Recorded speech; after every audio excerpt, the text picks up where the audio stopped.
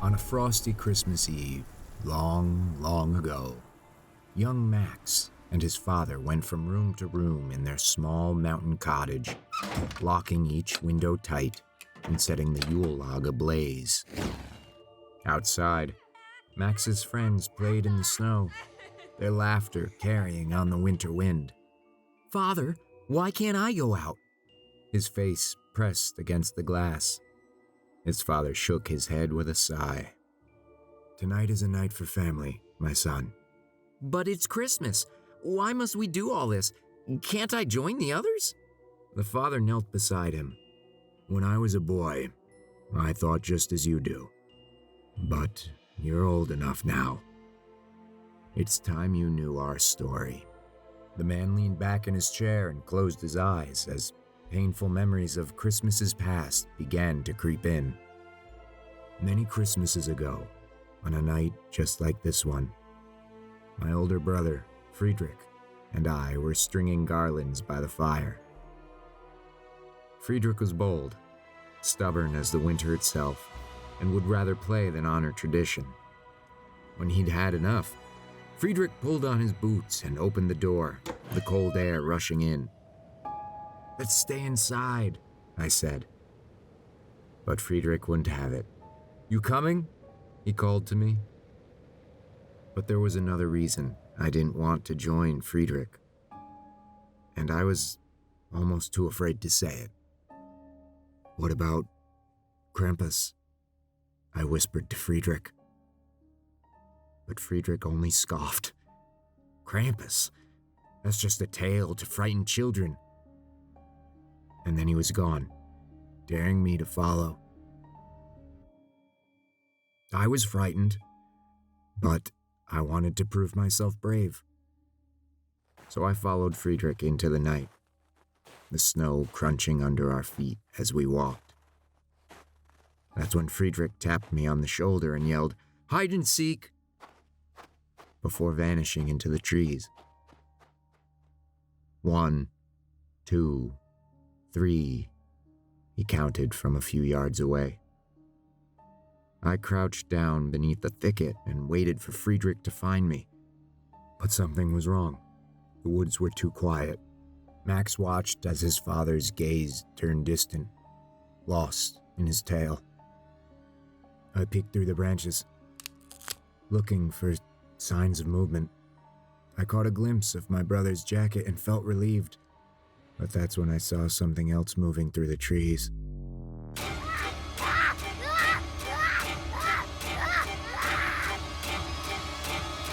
The dark shape was creeping toward my brother, and as it did, I saw it more clearly.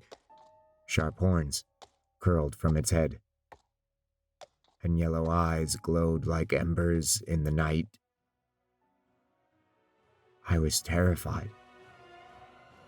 But before I could call out, I heard a sickening thunk.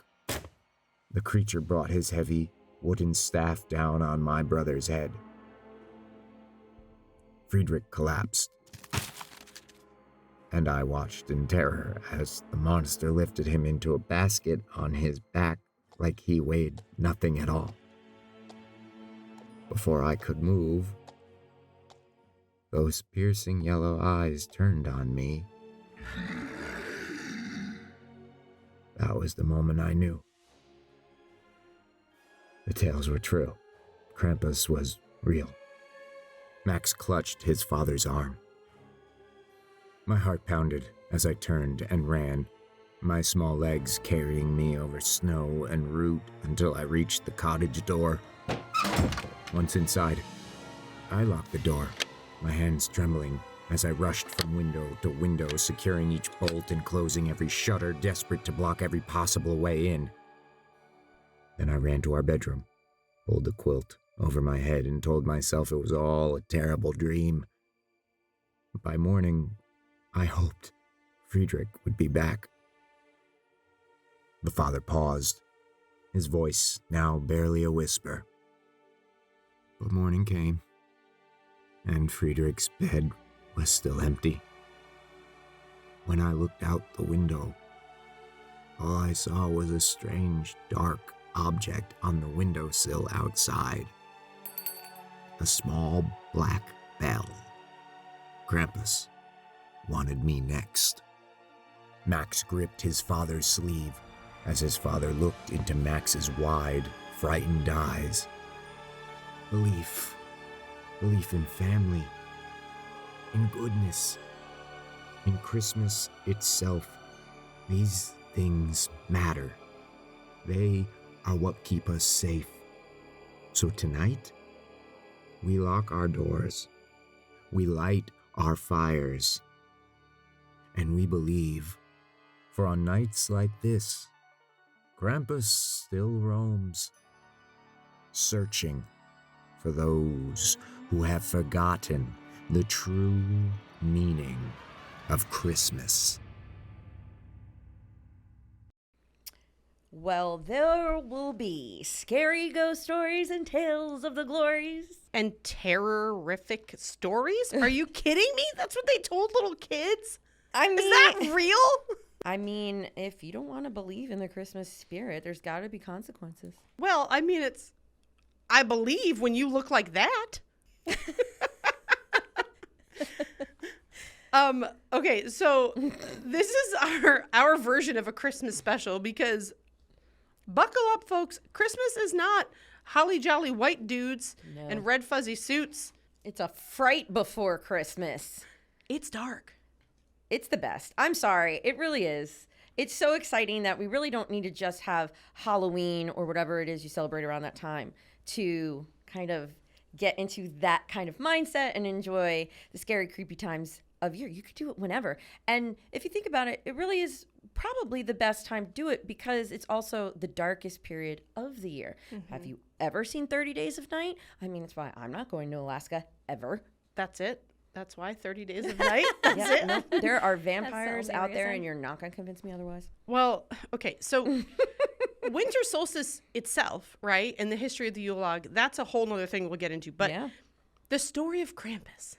Oh. We have been talking about doing this for a holiday special for 2 years now. Yeah.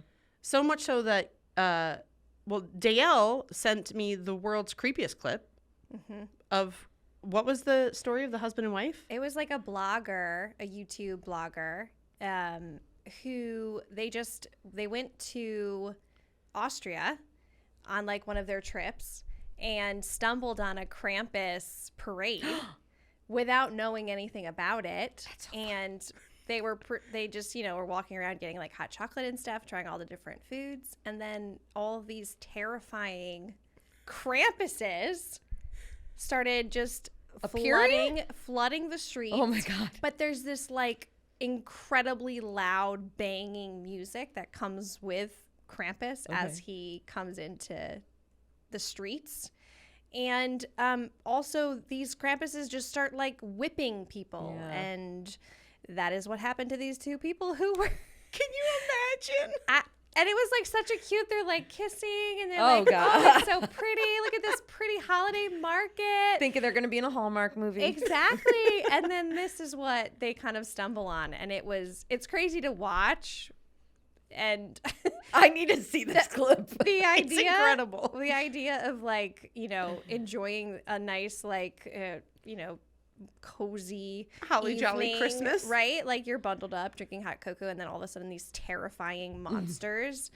And it's not like you're watching them from afar and they're not like coming towards they like literally like run and get in your face. That's one of my worst nightmares. Yeah, the lady's standing there and this guy just comes over with like a whip, right? Yeah, and just hits her right on the thigh and she's like, what's happening? What is happening? They also like steal her hat. There's like a whole thing. That it's is pretty hysterical. Intense. It's wild to see, and obviously we can source the YouTube videos because it's fantastic. Yeah. So that was like my first. I think I had heard of Krampus before. Like it's just one of those things like the Krampus. Also, I listened to some crazy death metal, and they always have pictures of Krampus in their Christmas versions of songs. Yeah. But. Wait, death metal does Christmas versions? Oh, they sure do. They sure do. I'll send them to you. Okay. It's kind of associated with Krampus. Like it's like a learn thing. Something new. Yeah. Then we said we want to do this. Deena, please tell us about the rabbit hole you went down. Which one? Like in terms of like historical background of where all this went? Oh. Because like I'm ready. I already. When you watch the movie? Oh, we're going to talk about the movie. It's one of my favorite holiday movies now. If you have not seen the Krampus, and there are many out there. So I'm talking about the one with Toni Collette. Colette? Collette. You were right. Yeah. With Toni Collette in it and Adam Scott. And a couple other big names are in that one. And, you know, when we originally started talking about doing this idea, that was where I was going to start. I was like, okay, let me watch the movie first, and then it'll give me some ideas of like how to formulate which direction I want to take my research in, because I really hadn't, you know, we just knew basics kind of the legend of Krampus, right? This has now become one of my favorite movies. I've made my entire family watch it. Like I really watch it on repeat. And it's not that it's like a comedy. No, it's dark. It is. And a lot of the evil creatures, other folklores kind of make some cameos in it too, which is great. But it's about this family who you just see like they're kind of like coming apart at the seams, like one by one. No one's appreciating Christmas. No one's in the holiday spirit. You know, I think it's the youngest, like he's the only one that like has it. And that moment that they finally like just take his last shred of like hope, and he tears up the list and he throws it out the window. You're like, oh shit, it's about to go down. And when Krampus like lands on that roof, that is the scariest thing. I mean, not like scary, like you're going to have nightmares here, but just imagine, right? You're a kid and you're expecting Santa on your roof. A jolly fat white dude. With reindeers, you know, and presents. And you're like, oh, he's just going to be some magic thing and, you know, come down the chimney. No, this satyr-like goat demon thing crashes onto your roof, breaks your chimney, essentially, right? And the moment that chimney fire goes out, like, you're toast. As the kids say these days, you're cooked. You're cooked. You're cooked. Now, how does that tie in with the legend? Is it accurate to the legend? Yes and no. I mean, essentially, Krampus is... So I think Krampus has kind of gotten a bad rep, but we, again, can thank Catholicism and the Catholic Church for that, right? That they wanted to make him very demon-like, very, very devil-esque, you know, and kind of like the antagonist of Santa Claus. Mm-hmm. Like it's almost like it's Krampus versus Santa Claus. That's not really how it is. Yeah. Right? They're actually like buddies, guys. They're besties? They're drinking buddies? You know, I bet they do. Work like together. December 26th comes and they're like, bruh. They're drinking Glühwein? Bruh. They're drinking Glühwein. Yeah. What was your night like? Dude, you got to hear about this stuff. You know, like that's what happens. So it's very like a good cop, bad cop situation. Santa Claus is there to reward the good kids. Mm-hmm. Krampus is there to take care of the bad ones. Mm-hmm. And I would have been so screwed. But don't you think that has just so much more weight to it than being threatened with a lump of coal? Yeah. 100%. So like, you know. Well, and it has like, there's definitely a positive, like. Go ahead, try and positive spin this. Go ahead. My bright and shiny friend. There's definitely like the whole concept of Krampus, like he takes these children who are, you know, the bad children. Mm-hmm. But the other bigger picture is that these kids are kids who like don't believe in like spending time with family. Right. Don't believe in, you know, Christmas traditions, all this stuff. And so I think the idea behind Krampus was supposed to encourage that family bonding time, that time that you spend together with your extended family, with all this stuff. And I think like over the years, obviously that's changed a lot. And so Krampus, I'm sure, was a very helpful parenting tool. Sure. Yeah, absolutely. Especially in some of these cultures where like, you know, there's a heavy belief in these like folklore creatures that if you're not wanting to be a part of, you know, like, oh, mom is, you know, getting ready to sit down and we're supposed to have this family dinner and your kids just want to go and play especially now video with the games phones with and your, stuff. you know. Absolutely, yeah. So like there is a little bit of a positive. Should we bring it back? Should we bring this stateside? I think we absolutely should because, you know, the Catholic Church actually didn't really get on board with Krampus. They Yeah. thought it was like, you know, kind of glamorizing. Yes. Because people loved it. You know, Yeah. people love it even like centuries ago. So they actually really didn't get on board with Krampus. And I think that's why he's really not associated technically, which is, I guess, where the movie kind of differs, you know, with Christmas itself. He's associated with St. Nicholas's feast day and like the eve of, like, that's his night, guys. Yeah. The night of December 5th. I was showing the girls my calendar. I was trying to like make this calendar of all, like, because these creatures and things and demons, whatever you want to call them, they all have their set nights. It's almost like they had a little council.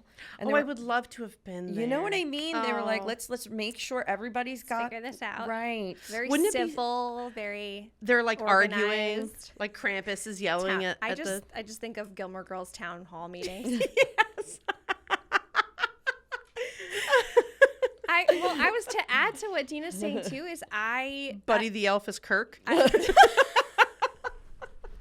I feel like Krampus became a much bigger presence here because of the Krampus movie. As in the Like, States? Yeah. Like, I think the Krampus movie definitely helped kind of like shine this light. Absolutely. And then that's when you started to see all of these like people who are traveling around the world and Yes. then going to these parades and Sure. these festivals and stuff where Krampus is literally like they celebrate Krampus more than they celebrate other holiday traditions. Yeah. And I think like obviously anytime there's a movie that's created, and there was a lot of like back and forth, like some critics really didn't like the way the Krampus movie depicted Krampus, but like also it's up to creative, Right. you know, like they took the direction they took. And How about the fact that we made Saint Nick into a fat white dude, and we've given you 100 different iterations of that? So suck it up, Krampus. Yeah.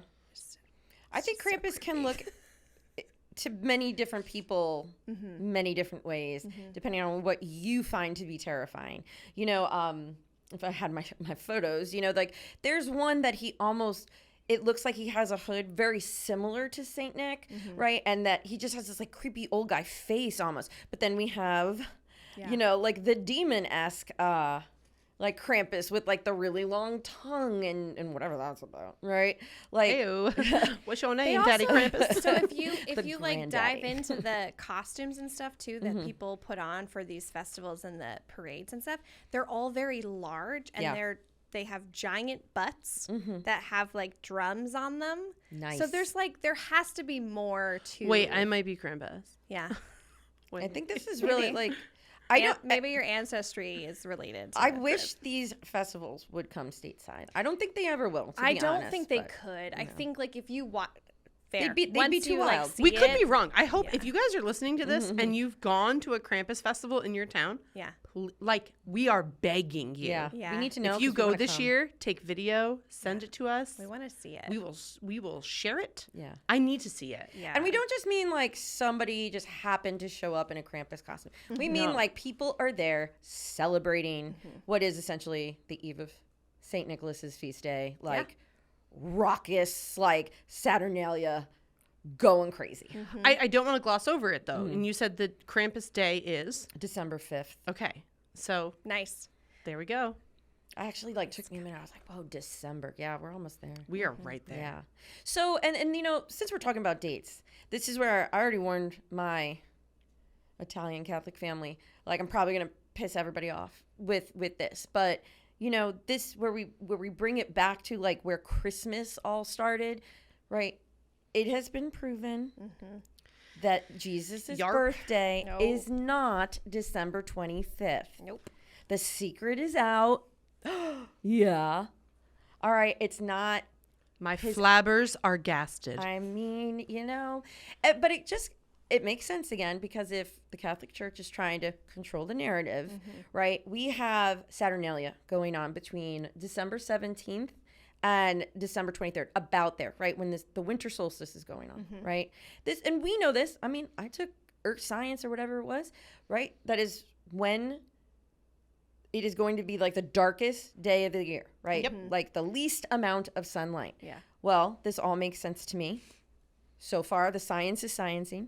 Okay. So we have what I love that this one book, I had these two absolutely wonderfully written books that I was reading. And one of them said that this was a raging pagan party. Sign me up. Saturnalia. And I was like, this sounds awesome, right? Where it's meant to honor the harvest, turn society literally upside down for a week, and was wildly popular. Like, anyone who was a servant got to kind of not feel like a servant at the time. Like, people got to have the time of their life during this week because essentially everything's getting locked up. Like, after this, you know, celebration of life. Yeah, it's over, right? And so around that time, it's followed by what's called Sol Invictus, which is the sun god. They're honoring the sun god when he returns to the world. And this is in the Julian calendar. Well, I was like, okay, well, where does JC fit into all of this? You know, how did this huge misconception happen? Well, it happened literally because someone messed up the dates. Do you know this? I've got about 20 years of Catholic teachings to unlearn. So no, didn't know that. Dude. All right. So. Was it a man? Of course it was. Was his name Bob? I feel like it would have been a Bob. Sorry, Bobs. Imagine if it was. I was like, oh my God. No, but this is during the time of Emperor Constantine, right? It's 336 AD. This is the first documentation that we have of this at the time. So this is why the Catholic Church is like, oh, or I should actually say Constantine at this time is like, I don't want everyone in an uproar if I try and like slip this past people, all these pagans celebrating and stuff, right? So what I'm gonna do, and I literally read it like this. I was like, I see him doing this, is he was like, sun god, son of God, we're just gonna make it happen the same day. No one's gonna notice.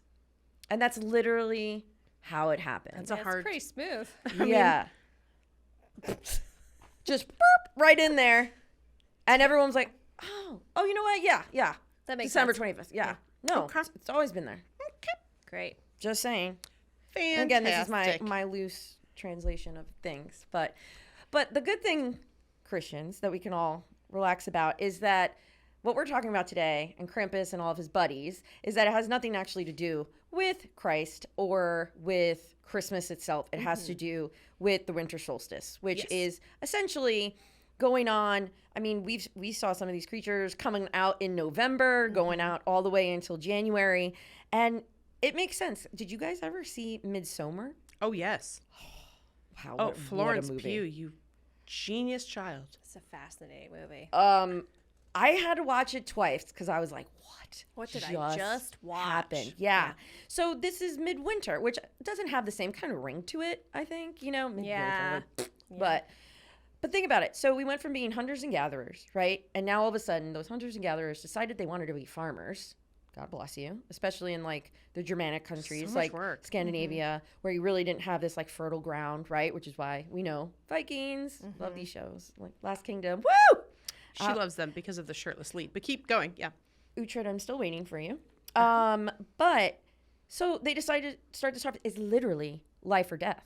Like if your crops don't grow, you are going to die. If you don't build your house correctly, you are going to die. Yes. All right. So you have the darkest time of the year. The sun is retreating. It's at the lowest point it's ever going to be. And what do you have to do to pass the time? Absolutely nothing. So it's like the perfect scene, perfect setup here to be like, let's tell some ghost stories. Yeah. Let's try and encourage our kids to do what they need to do to prepare for this harvest, to prepare for this time that we're not going to be able to be outside and doing things because of how bad it would snow. And let's scare the living poop out of them so they do their job. I think it was genius. It worked. It I did. mean, It still does. it still works. Sometimes I'm still worried about Santa. Same. I'm not. I'm ready. Prepared. I am so And ready. it's not just Krampus, right? Like we're going to be talking about a whole slew of Because it goes all over Europe. Yeah. You know, it goes all over Europe. And, you know, to bring it back to the Norse people, which I think is kind of where you guys will be like hatching our first little tale, you know, our first little egg will be opening. I have to bring up the Yule log. Hell 'Cause yeah. I'm sorry. Hell yeah. Who doesn't turn that channel on? Every time. But also, can I just put this out here because it's an embarrassing fact, but I also thought that it was those little logs you buy in the store. The It's fire starter yeah. logs? That's our sweet baby angel. I know what to get Dayelle for Christmas. A fire starter log that she thinks will burn bright for 46 to 48 business days. I legitimately thought, like, when people would talk about Yule logs, that is what they were doing. I've seen those. I've never in my life Why didn't the company just name it? Yeah. Wouldn't that have been that was really smart. It's been copywritten by the Krampus Town Hall. Oh my God. Well, when I was reading about all of this like backstory of things, between the Yule log and the Norse kind of mythology of it all, I'm still, like you said, rabbit hole. I'm still uncovering like so much, in my opinion, cool stuff here. Tell me about the Yule log, because I want to know the tradition. So, first off, this was a actual tree. An entire tree. So that Christmas tree right there would be brought into the house, okay? They would carve certain symbols on it, douse it with wine or ale. What a waste. It's an offering, All right, fine. okay? And then feed it, tip first, into the hearth. I mean, that's what she said. I mean, just a little bit. Just for a second. Just for a second, okay? And then gradually just slip it on in, all right, as it burns. This is such a sexual episode. Well, I wrote gradually pushed in. So I tried to, gentle. Okay, anyway. So, but what's really cool is that the ashes were considered sacred and they were used for rituals throughout the entire next year. And they would save just enough of that tree so that it would be used to ignite the tree next year. And that symbolizes this endless connection of the past. And I was like, that is so fun. But ready for the even cooler story? Okay. They also helped us have this tradition of mistletoe. Oh. And I love that. So I wrote, same people brought us mistletoe. Like this is, our just two infomercial. People. Just two Yeah. people. From the family of Yule. Yeah. So the goddess Frigg was apparently like weeping over her dead son, Balder, who died because he was poisoned by mistletoe. So FYI, don't eat it. Oh, yes. It is very poisonous. Okay. So she decreed that there could be no violence ever to anyone who stood under the mistletoe, just a kiss as a token of affection. Oh, that's really cute. And I was like, I am loving these backstories. Also, I mean, sorry those for your son. names are fantastic. I know. So, I mean, and that kind of brings us really like all the way back. But Saint Nick, he is really the reason why we are all here talking about these evil creatures that are his entourage, essentially. I really like that word for it. Yeah. Because I envision him like walking down the street like the show Entourage. Yeah. And like everyone's behind him in a V with like, you know.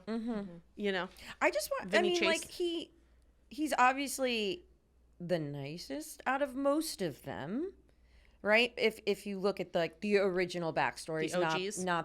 not the Christianized Not the ones. versions Right, of them. But why did he is the only good one. If they were all friends, and they're sitting down for their December 26th drink, right? He's like, Glühwein? right? He's like, guys, come on! I don't need all of you to be bad. Selfish point. Okay, please. But like, if you surround yourself with really shitty people, makes you you look so good. He's like, "Yo, Krampus, you should eat that kid, because then I'm gonna show up. You want a present?" I mean, True. you never know. I guess it really just depends at this point what country you live in. Yeah. So, what happens in Iceland at this point? Let's start at the tippy top. So we're leaving the United States. We're not. We are so far past the United States with this because the United States doesn't have this original kind of folklore tradition, right? Oh, we like to take it from everyone else. I was gonna say we like to steal. We do, but it's because we're also Country of immigrants. Yes. Yeah. And we've kind of developed our own American folklore. There are some out there that I did find, but they're not as cool as the original, as where these things first hatched. There are a lot of Native American traditions around this time of year has to do more with like the winter solstice. Oh, I would love to know what those are. My dad grew up. This is what I think happens to a lot of people, thinking he was very Cherokee because he was told he was very Cherokee American Indian, and then we did 23andMe. We white. We white. We just suck. But my mom wanted us to like know our culture, so we would go to the they would call them the Cherokee powwows. That was at our local fairgrounds, and they did one around Christmas time. Nice. And they would tell some of the traditions. I'm not even going to attempt to butcher them, but they're really beautiful. They're more I would assume about like the earth. And, the earth and giving back, and then to the following year. Again, I'm not going to pretend I know any of them or remember them. And I think that's where paganism kind of has its roots as well. Yeah. And I'm very glad I've gotten into reading about these things, because I feel like being brought up Catholic, they make you feel like pagan is such a dirty word. Like it has such a negative connotation to it. And it really doesn't. And the more I read about it, the more I'm trying to like get that out of my brain, that when I see the word pagan, I'm like, that's not a bad thing. You know, it's just a different way of looking at the earth and the world in general, right? You know, and I find myself aligning with that way more than I did any of my Catholic teaching. So Yeah. absolutely. all right, let's go. Let's go to the land of ice. The Iceland. Which I can imagine, again, during this time of year, cold as all Get out. every. I mean, actually, you were there last Sure was. December. in the winter. So what was that like? Um, Amanda took a little trip with moms. I did. I went with my mama, and we were actually there at late October, November-ish, and very cold. But I will say something about Icelandic people and their culture is, it's cold. So what? They still sit outside at cafes and drink coffee with these beautiful big fuzzy blankets, and they are walking around, and it doesn't feel like the world shuts down for them the way that we are in the Northeast. Yeah. It's cold and it's winter, and we're like, yeah, we'll see you in April 1st. Yeah, exactly. Maybe. We go and hibernate. Yeah. But I learned a lot about all of, Icelandic culture and some of the lore, but I'm super pumped the little creepers that I'll be talking about. But in Iceland, they believe it is part of their history, which is really fun that we're going to be talking about a lot of it, because when we started researching for this episode, I was like, duh, you learned so much of this when you were there. Yeah. And it all just kept popping up. So, And my neighbor is Icelandic. And, I had to throw her a text and ask her about it. She said, that it was a lot of warnings, a lot of holiday stories of, these things that would eat you if you weren't good. She obviously thinks, crazier now that I'm older, but it was fun. There were these elf tales and everything else that, we enjoyed. And I was like, that's so much cooler than here. And she goes, yeah, I know. The U.S. is so outdated and strange. And I was like, yep. You are 100% correct. So, yeah, what am I moving? That's very fair. all right. So what I don't want to say, she actually texted me the real names, but I was like, oh, that says. Yep. Yeah. Well, I feel like we all know how I pronounce names. Nope. So, Still my favorite moment of season 3. Do you want to try it again? Nope. nope. Because I just, yep. I can't do it justice. But on that note, I'm gonna tell you guys a little story about a little cutie. Oh, really? I mean, she's not little and she's not very cute, but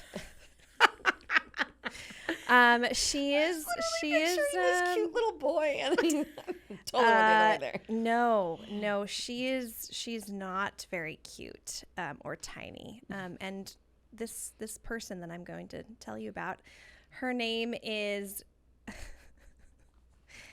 Gryla or Gryla. I'm not pronouncing it right. Gryla. Yeah, that one too. But I'm going to tell you a little bit about her and where she kind of comes from and what she is known for. So the earliest reference of Gryla dates back almost as far back as the medieval Icelandic sagas, where she appears not as it's kind of the history of her before she becomes what she's known for now. not as a child-eating ogress, but as a terrifying troll-like creature. So she wasn't specifically tied to Christmas season, which is interesting. Rather, she was depicted as a creepy being wandering the mountains, spreading fear in isolated communities. Over time, her myth has evolved, and she's become associated with Yule and the Icelandic Midwinter Festival. And so, obviously, we can kind of dive into that. So, by the 17th century, the tales of gosh, why do I keep butchering her name? Gryla, yeah. Gryla. It started to really focus on her disturbing appetite for naughty children. Yes, she eats naughty children. So she must be like, yo, Krampus, you hungry? The concept of her is she likes to terrify children into good behavior.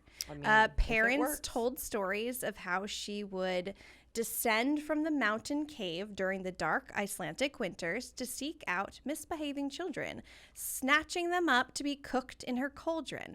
This was a time when winters were really harsh in Iceland, and a creature like Gryla symbolized both the perils of nature and the need for survival. So Icelandic parents found her a very effective way to encourage obedience and good manners, especially when resources were really scarce. They needed food. Yeah, exactly. And their survival kind of depended on people, everyone, including children, doing their part. Yep, see? So she also, obviously she became a part of Icelandic folklore. And her creepiness really added to the depth of her tale. She also is known to have had multiple husbands. Wow, so she's not even that attractive, and she's lapped me? I mean, she's described as a troll. Same. Or ogre, you said too. Ogress. Ogress. Yes. But here's the thing is, each of these husbands seem to have met a very mysterious or grisly end. And with her latest husband, Lepaloo, wonderful. That's how I'm gonna say it. He was her laziest husband. Oh. He was a very passive character, and he rarely left his cave, taking no part in her hunts for children, and mostly observing from the sidelines. In fact, in some versions, he even tries to avoid her. Likely due to her terrifying presence and infamous temper. Apparently, she had quite the temper. She sounds like a delight. Yeah, she's great. So she also had lots of children, which I'm not even going to touch that because Amanda's going to dive into that tale. But before we get to that tale, she also had a pet cat. Is it the Yule cat? Well, yes, that's the English way to say it. The Icelandic name is Jolakaramurinn. I'm going to put the spelling in socials. So see, I wouldn't even have tried it, but it's the Yule cat. But it's such a cool name that I feel terrible that I couldn't even. I'll be honest with you. I don't even attempt it because we'd be driving and I'd be like, that was one of the texts. We've got to turn at the J word. There's just so many pretty symbols. And anyway, so the Yule cat, she's no ordinary feline. It is a massive creature with a keen nose for fear and a powerful presence in Icelandic folklore, obviously. Again, around the Yule season. And this pretty little cat, she is a terrifying enforcer of good behavior, also during the darkest Icelandic months.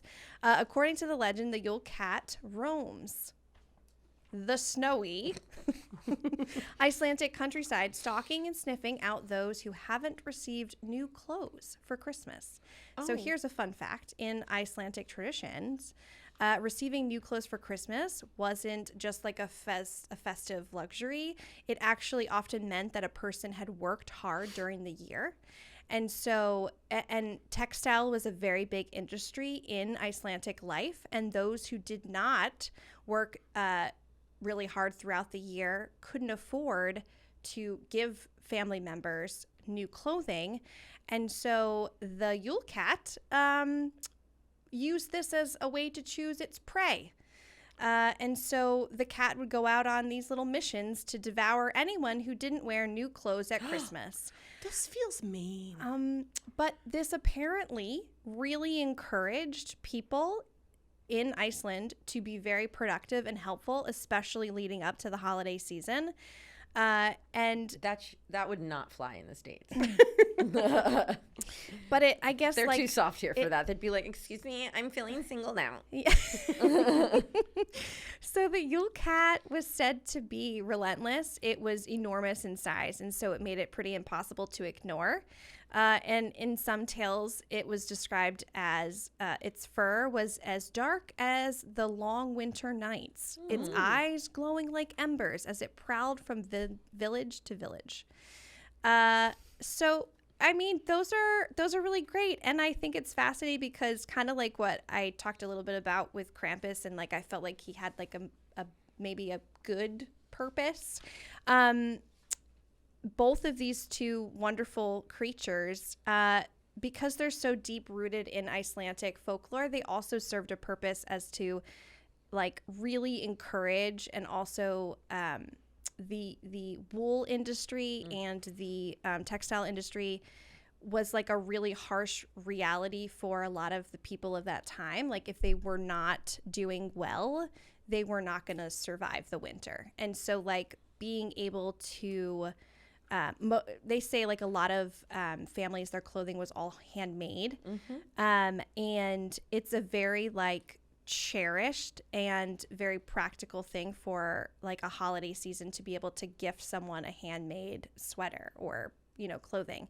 And so it is very much, I think the purpose of the cat and the ogress was to encourage these families, especially children, to be like, you have to do your work because if you don't, then these creepy creatures will come and scoop you up and eat you or put you in their cauldron. See, and that's why we're all too lazy for that here.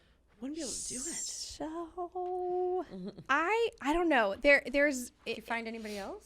These were just my two little guys, but My two little guys. So your girl and her pet cat. It is kind of interesting. So it's kind of both of these guys. It says it's a cautionary tale, a powerful presence that looms large in the imagination, especially in long, cold Icelandic nights leading up to Christmas. So I think the idea is that both of these guys are kind of like they help. They're not on my calendar yet. I know. But it's okay, I couldn't find any pencil like them in. dates. I think they kind of are always around, and when you're not doing what you're supposed to be doing during the winter months, that's when they come from their cave. And also, did her lazy ass husband get new textiles? Because he should have been eaten by the cat. No, but clearly he just stayed in the cave. I think she used him as a sex slave, which kind of makes sense for mine because I'm talking about her kids. Yeah, you are. She had 13 of them, and they sucked. Great. So I'm talking about the Icelandic 13 Yule lads. Okay. Couple you're episodes. Going to tell us about. Yes. Well, first of all, have you guys heard of the 13 Yule lads? Before we did research for this podcast. I feel like they were hinted at in the movie, in the Krampus movie. Yes, they were. I was just going to say that. Yeah. Yes, they were. And also, I have heard of them, but I did not know there were so many, and I did not know there was a connection to Gryla. Okay, I didn't know yes, I did a gosh darn thing until I was in Iceland, and we were in Akureyri, and there was a giant statue of your girl, Gryla, and she's hideous. She's fabulous. Our girl needs some work. But they had all these little ornaments of these. And I said this in, I think it was our last season, when we said, what are you most afraid of? And I told you guys, I am definitely afraid of garden gnomes. Okay. Okay? Yeah. Gnomes, leprechauns. We talked about that, right? Yep. These little creatures, that's exactly what they look like. Yeah, they're like tiny little gnomies. So there are 13 of them. And they're like known for let's be nice about it. The nice version of this is they're 13 little pranksters, and their mommy is out there eating babies, and the family pet is just days are hard. They're long. Mom doesn't want to have to go out and find the babies. So the kitty cat goes out and finds them for her. And then these little turd bombers, they are pretty freaking creepy. The way that it kind of got, I want to say, the nice version of it is that if you were bad, they would put a rotten potato in your shoe. But wonderful. Each night, beginning on December 12th, the children used to have to place a shoe on the windowsill. And if they were bad, they'd wake up and there would be a rotted potato in it. But in 1746, that's when Iceland officially banned their parents from telling these children scary, scary stories about the Yule lads. Today, they're like cute little pranksters. But they used to steal children in the night. This seems to be a theme. And bring them to their mommies so that she could eat them. Yes. Now they're just known as like these cute little gnomey looking buddies. Pranksters, yeah. Yeah, that do little pranks, and each one has their own little prank. So are we ready for this? I'm ready. I am. I'm excited. Okay. So their little personalities and their names were kind of unknown, but there's a 17th century poem of Gryla where she talks about, in the poem they talk about each of the Yule lads. And it wasn't until there was a poetry book written by Icelandic poet Johannes Kotlum that he really did a perfect explanation of their names, what their personality was, and when they came and left. So we're starting with Sheepcoat Clod. He harasses sheep, but he's impaired because he's got stiff peg legs. He's going to show up at your house on the 12th of December, and that bitch ain't leaving till the 25th. And then we've got Gully Gawk. He hides in gullies. He waits for an opportunity to sneak into the cowshed and steal milk. He shows up on the 13th of December, and he leaves the day after Christmas on the 26th of December. By the way, I'm using the translations because I respect the Icelandic people enough to not butcher the four-letter name that I can't even get right. Some of them are rough. We got our boy Stubby. He's abnormally short. He steals pans for the food. This is hilarious. I wish Stubby would show up to my house. He steals pans because he likes the food that gets baked to the bottom of the pan and gets stuck and around the brim. So if Stubby, I'll give you my address offline. You could just show up to my house. That'd be fantastic. I burn a lot of food. He shows up the 14th of December and leaves the 27th of December. Personal favorite right here. We've got Spoon Liquor. He steals wooden spoons used for cooking, and he's extremely thin because he's malnourished because all he does is lick spoons. And he gets there on the 15th of December and he leaves the 28th of December. Then we have Pot Scraper. He steals pots to scrape out the leftovers. He gets there on the 16th of December and leaves the 29th. Better not get there first. Well, I think they're fighting in the streets for this. And then we've got... He eats the leftovers and the other brother... Honestly, it just sounds like she didn't want to do dishes. And she just created a child for each thing. Because next we have Bowl Liquor. He hides under beds, awaiting the wooden food bowls that they'd place on the floor. And that starts on the 17th of December, and he leaves on the 30th of December. Which begs to believe that, like, they'd lay in bed at night. This is giving very much so... Charlie and the Chocolate Factory and Grandpa Joe just, in the bed eating his dinner. And then they'd put the wooden bowl on the floor, and that's what he'd steal. And then we've got Door Slammer. One I think I'm probably most like. He enjoys slamming doors, especially during the night and waking. It's a well thought out name. And he likes to just wake up the whole house. He just shows up at your house. He's like, oh, you're sleeping? So watch this. He's who they send first. Absolutely. Okay. And he gets there on the 18th of December, and he leaves on the 31st of December. Oh, so not first. Okay. Yeah. So we've got the Skyr Gobbler. I don't know if you've ever had skyr. It's like a yogurt, almost like a liquidy yogurt in Iceland. He loves it. And so he is just going to show up at your house, drink all your skyr. He gets there on the 19th of December and he leaves January 1st.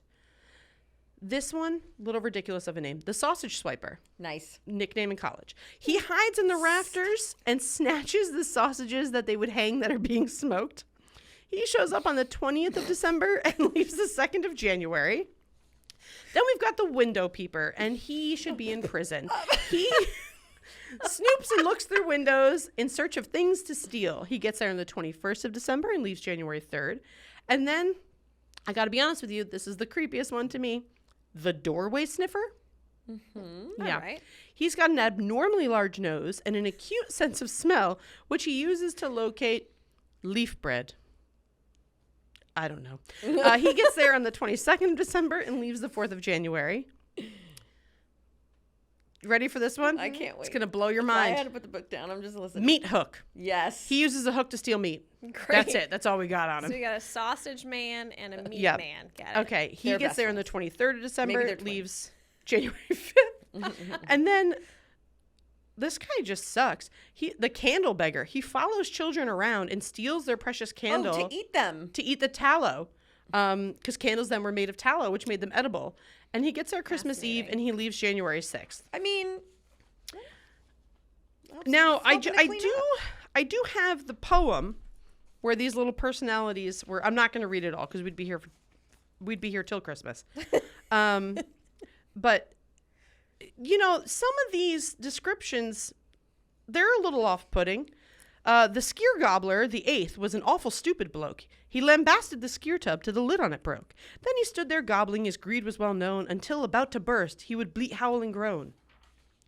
I mean, I think this should take the place of 'Twas the Night Before Christmas. Yeah. It's so good. We've got our boy Doorway Sniffer.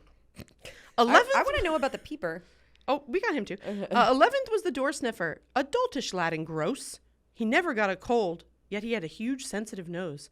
He caught the scent of lace bread, while leagues were away still, and ran toward it weightless as he went. Icelandic word. Basically, he went over the dale and hill. Where's our creepy boy? Where's our window peeper? Oh, he's the 10th guy. The 10th was window peeper, a weird little twit, Nice. who stepped up to the window and stole a peek through it. And whatever was inside, to which his eye was drawn, he most likely attempted to take later on. Whole bunch of creeps we got here. So, have you ever seen the movie? There's Something in the Barn. No. No. So it's based out of Norway, not Iceland. But I mean, I just watched it the Similar other day. culture. Yeah, these gnome-looking kind of creatures, right? Which every country in the Scandinavian area kind of has their own word for it, I guess you would. But yeah, there's one that's living in the barn, and you're supposed, if you're nice to it, it's nice to you. If you're not, if you disrespect it in any way, like, it will kill you.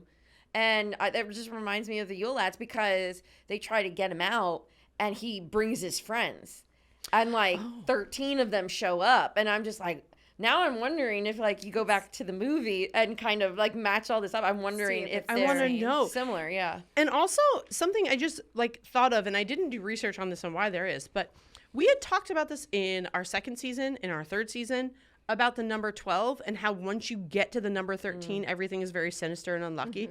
And it's just interesting that they went with 13 of them. It is, especially since most of the nights that I saw that these creatures, these people, whomever they might be out, would be during the 12 days of Christmas. So interesting that there's 13 Yule Lads. Well, there's a darker version of this, and people think that the legend started around homeless, poor, and hungry men who were just trying to survive the cold winters. So they would go around to homes and eat the stuff under the pans, and so that's awful. That is really sad. Let's pretend that they're just the little creep show sons from our girl Gryla and Mr. Lapaluli. So these are the children as the result of their sweet, sweet lovemaking. Here's the thing. If these are little tiny creatures that are coming and they leave little gifts for you when you're a good kid and a rotten potato when you're a bad kid, not so bad. But if they're snatching you out of your bed when you're a bad kid and they're bringing you to their mommy to be eaten, that's not as much fun. Also, are these children, these little guys, or are they little No, men? they're full-on Yeah, dudes. no, yeah. They're old men. Yeah, they're tiny little gnomes. Can I Full-on be honest adults. with you? Yeah. They kind of remind me of old school versions of Christmas elves. Yeah. And some of them, in the depictions of them, have them wearing tiny little Santa suits. They're pictured in the red and white, what we've now, the St. Nicholas clothing. Yeah. But they're they're not cute. If you look up those little I don't know if anybody in your family ever had them, but they were like these little like figurines you could get that you decorate with Christmas. They're like probably from like the 50s. They look like these like skinny little creepy men. Ew. I wonder if that was some Ew. I don't even. variation. I'll show you photos of them. They're Yeah, like and- these creepy, and they've actually had like a resurgent recently where you can get them now, like you can buy them from the store again, and they're like supposed to be elves, right? No, Thank you you. need And they to have like cheruby cheeks, but they're No, thank you. Okay, because these guys are depicted with like cheruby cheeks. Like they Yes. almost look like holly jolly drunk old white dudes with real creepy interests. Yeah. That's disturbing. Well, here's the thing. There's a million that we can go into. I mean, like you have some more Yeah. that. Well, we got to travel a little further south. Yeah. Okay. Yeah. Keep going. Well, if we travel a little further south and we hit like Austria, Germany, Croatia, I mean, that's where kind of Krampus originated from in that area. And that's where, I mean, I'm just going to say settle in because my grandmother was born in Berlin. And I want to know why I didn't get these stories from her because I could just so see her being that type of person that would have been like, come here. I'm going to tell you something. Like she would have. She had no filter. She had absolutely no filter. And I wonder where you got it from.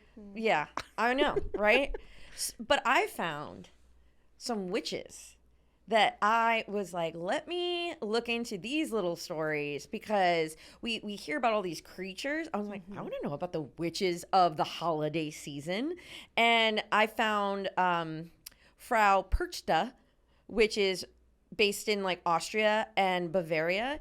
And she has a fun little nickname as part of Saint Nick and Krampus's entourage. Her nickname is the Belly Slitter. Oh. Lovely.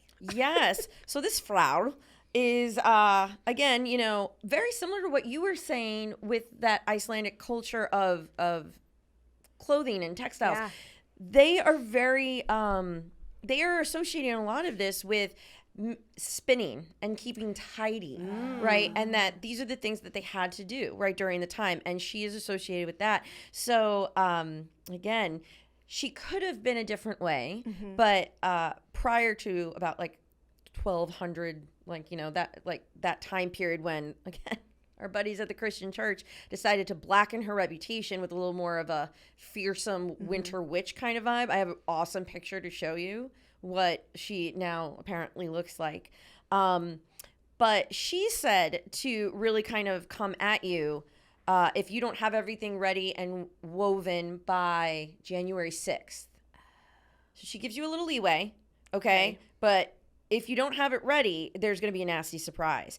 She's similar to some of these, I don't want to call them elves, gnome-like creatures. Lads. These The are lads. the little Little lads. lads. Yeah, that Little lads. you could put a bowl of porridge out for her. Oh, nice. And like this is something that she likes apparently. I mean, everybody likes a snack. You know what I mean? Absolutely. But if you, Also, could they all just be really hungry? I mean, they're working all Seems like night. a lot. Yeah. All night. yeah, Okay. I've worked for someone like her. Yeah. Gives you a deadline, you don't get it, slit the belly. I'm just Yeah. well, if you forget though, she will completely rage out. She will Yeah. disembowel you. Great. Or I should say disembowel the offender, right? Not even necessarily a child. The offender. Fill the empty abdominal cavity with possibly straw, rocks, pebbles, things like that. And yeah, that's your punishment. Great. You know what though? Hey, adults had it coming. Well, You know, you but I mean, hey, if you on the alternate side, Yeah. if you do a good job, you could wake up to a silver coin. that's a good deal. Honestly, that's a pretty good deal. Yeah. That's good motivation. Yeah. Money, death. I mean, it's balanced. I think she was onto something, honestly. Yeah. And again, it was for parents. It wasn't for kids. Yeah. And I was just, as I was booking my calendar, making sure Yep, that I was yep. prepared, she prefers Thursdays before Christmas. Great. Okay. she's I leaving get Thursdays that though. open. Thirsty Okay. Thursdays. Yeah. Totally get it. Yeah. And sometimes she said to come during those 12 days as well. But here's the That's best. why she likes snacks. She'd Ooh, go possibly. out to Thirsty Thursday. She need a little fair. munchie. Well, here's the most interesting thing I learned about our Frau Perchta. She's the legendary inspiration for Mother Goose. Well, that took a different turn. I'm going to be very honest with you there. Yeah. Wow. Okay. Though she's not all lullabies and fairy tales, but she apparently was the original inspiration for that. And now, she's a horned demon. Huh. Mm-hmm. Great. She also has children. They're called straggle. Again, probably not pronouncing it correctly, but they're these little creatures. I was just like, I'll take your word for it, because again, it could come from the Italian word strega, which means witch. So Yeah. there you go. They're apparently hideous, repulsive, obsessed with finding out if children and young women have finished all of their spinning. They have a taste for human flesh. And will only be so happy to snatch up those who misbehave and gobble them up. So it's, again, this warning to your children to do your work. Do your work, yeah. But you had also, when you had said the Yule cat and your homegirl there, it made me think of this other witch in Germany. And I say witch lovingly. Yeah. Frau Gaude, I believe her name is, Gaude. And guess what she has? What? She has a pack of ghostly hounds. Oh, I love her. Oh, it's about to get real. So the legend says that, again, she comes out and haunts these towns and villages during the 12 days of Christmas, okay? And the legend says that she's doomed to wander with them forever because once, as a mortal, she made a foolish wish that she could hunt forever, that she wanted to hunt forever. And I was like, man, if I could be with my dog forever. Same. Same. Yeah, okay, that's not a bad thing. So she creeps around your house looking for open windows and open doors. But she sends her dogs inside if she finds them. And the dogs make themselves at home. They just move on in. So you could wake up and it's like, they're just there. Okay, so Although if it was your house or Yeah, your house, I you'd would be be like, I'd be like, oh my God, puppies. best present ever. You want a treat? We would be totally fine. Yeah. Right. But if somebody were deciding to try and drive them out or, heaven forbid, try and kill them, okay, it could turn very ugly. And what's even worse is the hounds can apparently turn into a rock. Great. Yep. And then wait there as a rock until midnight, in which they can then come back as a dog and then try to kill everyone. So, it could take a very vicious turn. Now, their howl is allegedly a curse on you. So, we're fighting. It's an intense battle with these guys. If you decide to go, just give them a home. Give them a bone, give them a bed, and just let them chill. I really wish I would wake up to a doggy in my house. know. Well, several, sounds like. Well, this Frau is the only one that can remove the curse. And to make it even worse, she only does so once a year on December 24th. Great. So just letting everybody know, if you don't like dogs, you better make a decision because you got one night and one night only. I'm about to have her back, honestly. I'm with it. Amanda immediately goes home and opens all of her windows and doors. Yeah. I'm on the second story, start knitting ladders to hang down. You're like, I'm sorry, what was that date again? Yeah. But creepier ones, and I'm saving just the most fun one for last. Have you guys heard of Bloody Thomas? Is that Dayelle's husband? I hope not. No, I haven't heard of this. Never? You didn't come No. across this? He lives in the forests of Bavaria, which I've never been. I might not ever go now. But very similar to your girl, this fearsome ogre-like fiend. The picture I found of him Maybe one of her husbands? could have been One of her I see a connection. ex-husbands. Sure. But absolutely terrifying looking. If they made a movie of this dude, forget it. I don't know if I'm watching because he carries around a blood-drenched hammer. And when I say hammer, I don't mean hammer like we know. I'm talking Thor's hammer. Oh, okay. Yeah. But terrifying. So there seems to be some sort of connection with the doubting Thomas disciple, right? Who needed to, again, we're bringing it back to Christianity here, which is wild, but to touch Jesus's wounds, to believe that, he was real or that he, whatever he was doubting. I don't know. See it to believe it kind of situation, right? Sure. But BT over here, he doesn't seem nearly so well disposed towards the everyday people of the region. He wants to punish those that do wrong, but they think that possibly it could be to I don't even know how to explain this, but this connection with the hammer tenderizing meat. They think that this is where this could have came from. And the one book words it as brats into brats. Oh. Ooh, so he uses okay. And that's why I can't even get it out because it's just Brats into brats? Yeah. Yo, Charlie XCX would be all over this. Yeah. Hysterical. So again, we're scaring kids into behaving. And I mean, if I showed you this picture right now, like you would totally get it. So is And I it think- like have a brat summer or you're going to have a brat winter? I don't even know. I just would never want to come across this guy, and I don't know where the picture is, but I only have one hand to work with right now. Why is that? So, Yeah. so but there's Bavaria's wild. Like we might have to like take a trip in the Alps, in the part of the Alps that goes through there. So pass through his little forest, right? I don't think I want to, but no. sure. Not pass. But you could find the wild Barbaras. I'm sorry, say this one more time. Yeah. That's what I have to. I can't say it normal. It's like the wild Barbaras. Like that's like Like the wild Barbaras. yes. And I've checked the spelling multiple times to make so- sure I'm doing this. Is this the girl band from the Golden Girls? They form Are a they band. Barbaras? The Barbaras. I was like, I don't know. I keep picturing Liza Minnelli.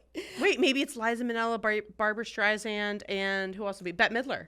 They're the wild Barbaras. Oh my god, Maybe. it could. But Yeah. this one's kind of fun. I mean, they still dress up like this in some areas still to this day. So I did think that was kind of fun.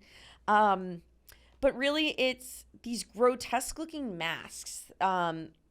Somebody, so picture these horrendous like masks, almost like moss kind of covering, like, I don't know, very gross, earth-like, aprons, headscarves. So and they carry brooms. So you're getting like kind of that like witchy kind of vibe, Yeah, like right? earthy. Sure. Yeah. Yeah. But they only swat young men. Okay, I am here for the wild Barbaras. Yeah. Yes. Sign me up. How do I apply? Well, the thing is, they're not trying to punish them. Yeah, they're just into it. They're doing it to bestow good luck. Oh. No, I thought Yeah. Barbara. Yeah. I thought we were. I think the Barbaras are just out to have some fun, ladies. So wait, they're just like into like S&M, and they just find cute little boys in the street and like, hey, Yeah. you want some good luck? Come here Use to their me. broom. Come here. But this is the fun part. So there's this medieval fortune-telling practice that's connected with what is St. Barbara's Day. They have a whole day. Yes, they do. December 4th. Put it in the books. Ah, before Krampus. Yes. So you could be dressed in old-fashioned peasant clothing, and usually also wear aprons, headscarves, carrying these brooms, switches. You wear a cowbell or two at the waist. Interesting. There's right? a lot of similar things with Krampus too. There's lots Sure. of bells and brooms. And Well, apparently St. Barbara was martyred as a teenager. Oh. I don't know why. I don't know what that backstory is, but this had a really cool connection with, I think, finding a husband, from what I read. So people look at flowers from a fruit tree that they bring inside. It might be an apple or a cherry tree or some other suitable species. The idea is that the indoor heat will make these trees bloom, and the number of buds and flowers that appear will be an indication of the kind of year coming up. Hopefully, they will bring good luck. People have used these buds to try to determine if they will have a good harvest or a successful business. Young women traditionally use them to find out if they would get married. So apparently- could use some of that help. Yeah. So I was like, well, the Barbaras are fun. I wouldn't mind if they came up. And then, they could party with the curmudgeon himself of the group. The Belsnickel. The Belsnickel. Is that Belsnickel? Belsnickel. Yes. Have no fear. Belsnickel is here. I mean, I can't not picture Dwight. You have to picture Dwight. Because even when I tried to look up a picture of him, Dwight came up everywhere. I was like, please stop. Please stop. That's the only reason I even know of the Belsnickel. I think that's of probably that? why a lot of people know of him. But like that's not the picture you get in most books of him. This is really hard, by the way. Like With your Krampus hand? with my claw. Yeah. It's Okay. sexy Krampus. So he's referred to as one of Santa's creepy friends. Mm-hmm. So Okay. maybe he knows the Yule lads. They're probably besties. Yeah.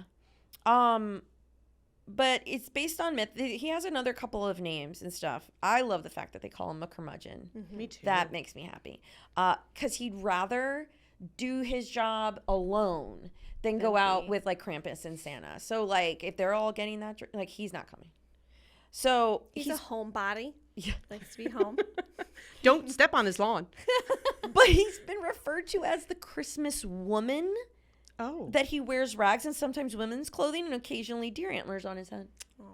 Honestly, he just sounds like the first fun drag queen. Yeah. Like, I'll hang with him all day. Yeah. So, and he'll rap on your door or window. Okay. That's nice of him to knock. With a switch. Yeah. And you have a choice. Okay. He's either going to ask you a question. I don't know what kind of question. Just said question. Sure. Okay. Maybe directions. I don't know. Or he's going to ask you to sing. Great. And if he likes what he hears, he's going to give you some treats. If not, you're going to get a swat with the switch. And that's it. I mean, That's it? Just a swat. Yeah. He's not going to kill you. That's pretty simple. Belschnickel sounds lovely. He does. Yeah. He's just kind of, I mean, like, He's not kidnapping children. I feel like Saint Nick was like, I don't know how to break up with this guy. So we're just Yeah. going to let him go off and do what he He wants got a to do. friend, like Yeah. a friend breakup, and he was just Yeah. like, you have to do you. But Yeah. Yeah. He was just like, we just can't get rid of him. So. Okay, now I do just want to say, having heard about all these lovely creatures that we've talked about, I really wish that we had gotten more of this in our culture. Oh my God. And we haven't even, guys, this is tip of the iceberg. Yeah. We can do this again next year because the creepy lore of Christmas, Or we're just like winter. Just Winter. winter Yeah. in general. winter solstice, there's so much to learn that we don't know. Yeah. And there's a whole bunch of traditions that are out there too 100%. that I think, in Germany, in Austria, Switzerland, Norway, that are still being done to this day. And one of them, I was telling Amanda before, was, I even wrote like, this is so funny. And it's called Rauhnach. My grandmother's rolling over. I in like grave. that. I like that little. Yeah, it was guttural. That was good. Yeah. Yeah, That was well, nice. it's there. And again, it goes between Christmas and the 12 days of Christmas. It's during that like time period, but it can be called either. It might mean smoke night and refer to like the ancient practice of like burning something, like herbs of protection, things Sure. like that. Or what Amanda and I probably would refer to it as the rough night. Oh, Like, because it's a rough and because there are rough and unsavory creatures that roam the world, or at least those folks who dressed up as them for pageants and festivals. So we can go either way with this. Yeah. So I'm trying to find where it starts. Give me a minute. I do not want to mess this up. Here we go. So this kind of ties together with another legend, which was called the Wild Hunt, and really, there's not much to that. It kind of reminds me of almost like Game of Thrones. These like White Walker kind of creatures with their essentially like they're dead animals, and they're like out at night on this like kind of like eternal walk, and that's the Wild Hunt for you. Don't cross them. Yeah. There's the moral of the story. But on this night, it says, tradition says that laundry should never be left out on a line, because if the Wild Hunt happens to ride through, which it could on this evening, some of the spirits might get caught on the clothesline and be unable to free themselves. Despite the potentially hilarious imagery that this calls to mind, this would be bad for said spirits, would be doubly angry, and might hang around the offending home and cause no end of trouble throughout the coming year. Even worse, one of the fraus that ride with the Wild Hunt might take up a piece of clothing and make a shroud of it, which would be intended for one of those who lives in the offending home. In other words, leaving out your sheets to dry could lead to one of the spirits leaving you out to dry. well, okay. All I could think of is like every mom who's like, I swear if you don't take the laundry in while I'm out at the market, Yeah. oh, I hope they haunt your ass all year. Like coming home being so pissed. Like every mom in the world's so mad. I'm sorry, but the spirits are getting caught in the laundry? I mean, that is a hilarious imagery. Imagine Krampus like They with get his drum butt. caught up in my antlers, you know? I Why aren't they mean- just passing through it? Because they're not very bright. And it's dark. But they're spirits. So, like, Right. So there's that. cotton, I'm very very thick. I gotta be honest with you, this adds up though, because when I was little, I would pull the covers over my head so the ghost couldn't get me. Yeah. Always. I think fabric, Also, you know. what do you think the string is made out of? It could be made out of like wool. I'm nervous. now. Maybe they can't I don't pass know. through But wool. all I keep picturing is like some dude on his horse, like looking back, not noticing, you know, like the sheet in front of him, and then just getting like knocked off his horse and being like, "That's it." So, is this what happened to the headless horseman? He lost his head run and a pair of through underpants. clothesline? Maybe. But there's also something called knocking nights. Have you ever heard of that? No. So Ding dong ditch. it has that vibe, right? So these nights are very similar again to the 12 nights after Christmas, which is known to be this time where spirits and ghosts walk the earth and supernatural things could happen, which I didn't know that. Mm-hmm. I didn't either. I mean, that sounds very Halloween-y, Yeah. Yeah, I like it. you know, and I'm just like, okay, well, when's the portal open? Yeah. Okay. So I need to write it on my calendar. And give me Wait, the this just date. like makes me think of Vampire Diaries. When all the spirits get to walk. This is Yeah. the first time we haven't connected something to Outlander, guys. Hold on, we can do it. Okay. Quick. Okay. Um, Okay, so the name itself probably originally came from the practice of knocking on the walls of barns and other places for livestock. This would cause the animals to start making noise, whether moos or baas or neighs, what have you. Animals were also said to have been given the gift of speech. This is your night. At this time of year, by the way. it's My Lady Jane. By knocking and listening to the sounds the animals made, people might actually learn something of the future. They might even be told about it in their own language. One consequence of this is that said farmers might actually learn who is going to die in the coming year, which could be a good thing or a bad thing.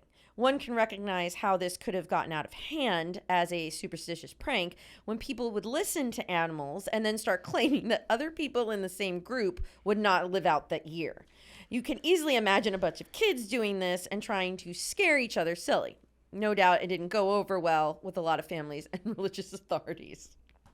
Understandably. Okay, so And like, I just love the picture. It's just like, pretend the goat is talking. the goat is like, Yeah. your brother stole your Game Boy. Also, a talking goat is a little bit terrifying. And very demonic. Yeah. Yeah, very true, very true. Okay, so do we think that, now that we've learned all of this, do we think that our version of Christmas is better than this version? No. No. I don't God, think no. so either. I think we're so boring.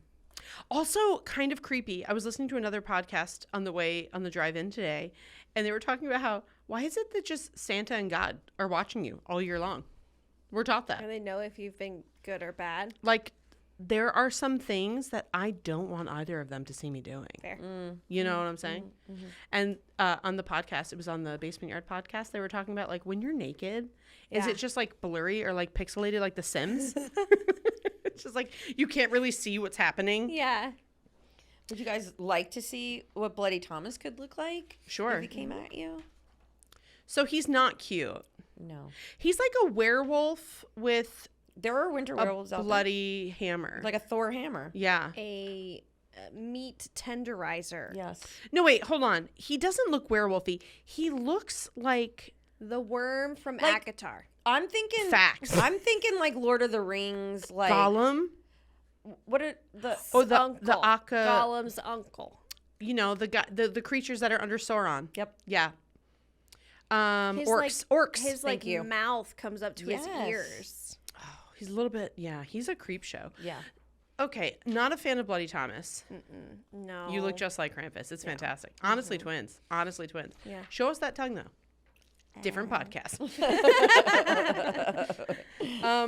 Okay, well, I also feel like there's something to be said about the fact that there's all of these, like, we have literally talked about, what, 4 countries? Yeah.